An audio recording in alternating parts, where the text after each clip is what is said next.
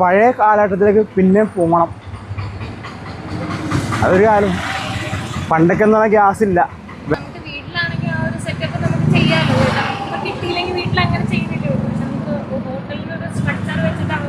ഹോട്ടലിലെ കേസ് എന്ന് പറഞ്ഞാൽ ഹോട്ടലിൽ ഇപ്പോൾ ശരിക്കും പറഞ്ഞിട്ടുണ്ടെങ്കിൽ ഗ്യാസ് അവർക്ക് വരുമാനം എന്നാണ് അവരൊക്കെ എന്താണ് ശരിക്കും പറഞ്ഞിട്ടുണ്ടെങ്കിൽ ഒരു ദിവസം എത്ര ഗ്യാസ് വേണം അവിടെ തന്നെ.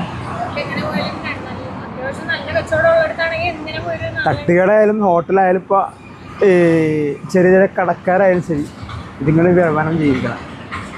ഞാൻ പറയാം, വീടുകളിൽ അന്നന്ന് കിട്ടുന്നു എന്നാൽ ഒരു 1000 രൂപ 2000 രൂപ കിട്ടിയാൽ വീട്ടിൽ കാര്യം നടക്കും. എന്താ പറയുക, ചിട്ടിക്കാശും വട്ടിക്കാശും ഈ ബാങ്കിലെ പൈസ, വണ്ടിയുടെ ഇൻഷുറൻസും ഈ പറഞ്ഞ ടയർ തേമാനവും ഡീസൽ ചിലവും കൂടി ഇത്ര വേണം. ഗ്യാസിന് 800 രൂപ പറഞ്ഞ മനസ്സിലായ. അതിനിടയ്ക്കാണ് ഈ ദുരിതം വന്നേക്കണം.